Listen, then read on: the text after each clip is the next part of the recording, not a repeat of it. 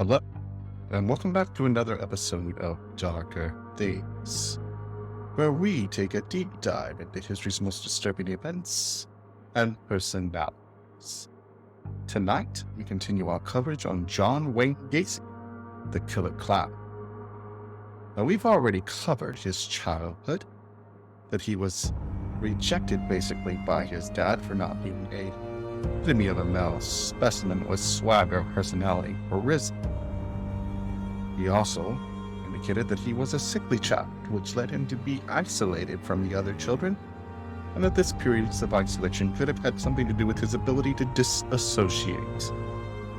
That, coupled with the fact that later on in life, after he graduated from high school, he spent 3 years working as a janitor for a morgue, and he lived in the embalming building. And that him being around the dead bodies could have also helped him disassociate, so that he was maybe not even completely present when he carried out these vile tasks of killing young men. We covered his rise and fall to prominence in Waterloo, Iowa, where he was convicted of sodomizing a young boy and sentenced to 10 years in prison, which ended his marriage, and it ended his career as a manager of the fast food franchises. And like we said, sent him to the big house. Now, because he was able to be grandiose and be a braggart, he was used to that as embellishing because he was somewhat embarrassed by his conditions as a child. He was able to win the confidence of the prisoners and convince them that he was not someone who molested a child, but had just been guilty of showing pornography to young boys. Consequently, he was able to reinvent himself, become a model prisoner, and became the first cook. And we're going to catch up with Gacy tonight on his release from prison. And he is only going to have served 18 months of his 10-year sentence. Only 18 months. Seems to me that Gacy got off pretty easily. Unless, of course, you believe his claim that he wasn't guilty of any of the crimes.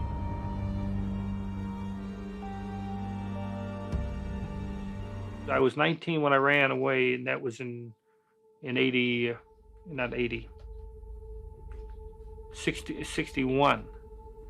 I went to Las Vegas for 3 months. Took my car and left. Yeah. I worked for Palm Mortuary, being the night man picking up bodies at the hospitals and stuff for them. I worked as a night man only. I did have nothing to do with the bodies. All this talk that I slept with the dead ones or had sex with dead bodies, there is no truth to any of that. You didn't live in the mortuary. I lived in the mortuary, yes, but not in the embalming room. I mean, they make it sound like, I slept in the crypts with them. And I never climbed into a coffin or anything like that. That is so damn ridiculous. It's the same thing. The contention is that I slept all night with Robert Peace. If you want to say I slept in the same house with a dead body, okay, fine, I'll buy that. But in the same room, no. And besides, the dead won't bother you. It's the living you got to worry about.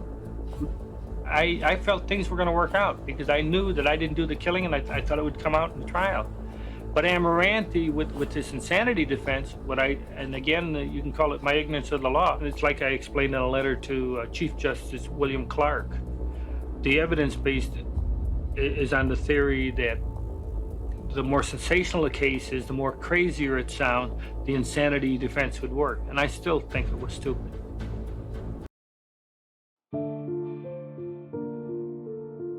Now, on June 18, 1978, Gacy is released on parole and given 12 months probation, having already served 18 months of his 10-year sentence. The terms of probation included an abiding by a nightly curfew, so he would have to be in, between 5 p.m. and 6 p.m. He was also going to be going to Chicago and living with his mother. Perhaps living with his mom was the best idea because, after all, she was the one who showed him the most love, right? But I don't think their idea of having mom be the one to keep Gacy in check was going to work because she was elderly, she was convalescing. He was going to be pretty much able to do whatever Gacy wanted to do. Now, when he gets released, he needs a ride, at least to the airport or to someplace to land for a few hours. So he convinces one of his friends, Clarence, to come and pick him up from prison. Now, Clarence was someone who stood by Gacy and said he was not guilty from the day he was convicted. So he convinces Clarence that he's going to start a new business with Clarence, and he has no intention of moving to Chicago. So Clarence picks him up, transports him, but less than 24 hours later, Gacy is in the Windy City on June 19th, and he quickly secured a job there as a short order cook. Take Gacy long for his legal troubles to start stacking up. On February 12th, 1971, he's accused of sexually assaulting a teenage boy who alleged that Gacy had enticed him into his car at a Greyhound bus terminal in Chicago, driven him to his home, and then tried to force him into sexual acts. Now, this case fell apart as the boy didn't show up in court. Brings me to ponder. Did Gacy have something to do with the boy not showing up in court or the boy's disappearance? Maybe he did more than just the sexual acts and this boy fell victim to Gacy. Well, later on, June 22nd, Gacy's arrested once more, this time for aggravated sexual battery and reckless conduct.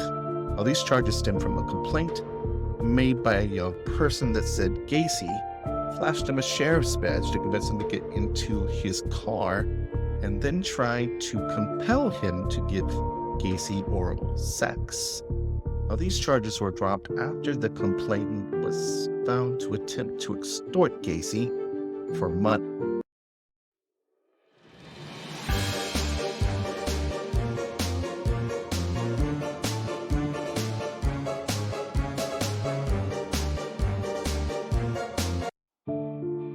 Well, it's important to note at this point that those incidents weren't even reported. It didn't catch notice of Gacy's parole officer. And so, Gacy finishes up his probation and is able to start a business called Paint, Decorating, and Maintenance. He's able to leave the employee as a short order cook, and he starts making very lucrative money, upwards of $200,000 and eventually $1 million a year, according to Gacy's reports. It was around this time that Gacy learns about a Jolly Joker Clown Club through his affiliation between a local moose lodge. But Gacy discovered a group of entertainers who actually participated in fundraising events, parades, and the heartening task of bringing cheer, joy, and laughter to hospitalized children. Now, drawn to their mission, Gacy joined the Clown Club late in 1975. And here is where he crafted his two distinct characters of Pogo the Clown, the joyful, cheerful one, and then Patches the Clown, which was more serious, somber. With his ingenuity, he developed makeup and costumes for these personas. And Pogo, again, was the cheerful one, and Patches was the serious one, or the sad one. Now, interesting to note that 1975, Gacy's becoming this clown character. He's got PDM, a thriving business. He starts to employ men for his company in young men in the area, specifically those who are on the outer fringe of what's accepted. This is the 70s, mind you. Homosexual young men are disappearing. But the cops aren't paying attention because most of them are runaways, homeless, or also drug addicts, or might even have what's some considered mental health problems, and so there aren't family members looking for them. Now, yeah, Gacy is doing the clown, and he's not asking for money or financial reimbursement while he's performing as a clown. and his voluntary dedication to spreading joy as a clown, even during the years he was committing these heinous crimes, is why he's given the moniker, the Killer Clown. So, important to note, a significant portion of PDM's workforce was made up of high school students and these young men. And Gacy would exploit his position to proposition his employees for privileges, like his vehicles, receiving additional funds, or earning a promotion. And Gacy wielded claims also of owning a firearm when he couldn't get his way, so he might muscle something in there and say something chilling like, "Do you know how easy it would be for me to get one of my guns and kill you? And how easy it would be to get rid of a body?" But Gacy's urge to scratch the itch had only grown stronger by May 1975. Gacy hired a 15-year-old named Anthony Antonucci. And 2 months later, Gacy visited Antonucci's home, where the young man's foot injury. They shared wine, watched explicit content before Gacy forcibly seduced Antonucci. Now, despite his resistance, Antonucci eventually managed to free himself from Gacy's restraints and halt the assaults. Well, interestingly, Antonucci continued to work for PDM for another 9 months, during which Gacy did not make any further assault attempts. John took me and I got a tetanus shot and took me home. And he came over later that evening to check on if I was okay, or that was the theory. But he also had, some wine, and we were drinking, and he was kind of joking around. It was probably 10:30 at night. I was a high school wrestler, and he said, "Oh, you're a big wrestler guy," and he started wrestling around with me. He got my left arm, and he got it behind me, and I felt him put a handcuff on it. I kept flailing my right hand around so that he couldn't get my right arm, but eventually he did get a hold of my right arm, and he knocked me down to the floor with my hands behind me.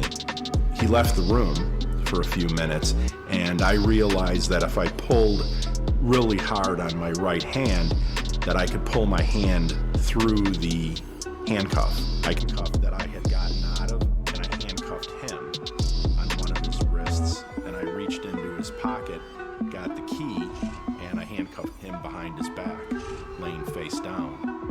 He goes, "You're the only one that not only got out of the handcuffs, you got them on me."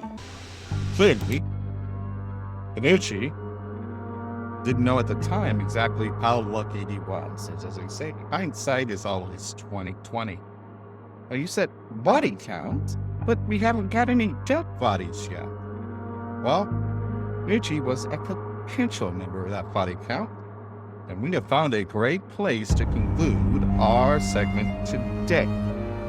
The next time, join us, we're going to give all the torrid, vile, and dark details of those who actually became victims of John Wayne Gacy. If you've liked what you've seen today and want to see more, don't forget to hit that subscribe button and hit that bell so you receive all the notifications and you don't miss any of the information regarding history's most disturbing events, personalities, and urban legends. Hey, we'd like you to like the video as well. Give us a comment. Let us know what you think about the video. Let us know some people or events, urban legends you'd like us to cover in the future. Until next time, I'm your host, Doug Duncan, reminding you that once you enter the dark, you can never be the same.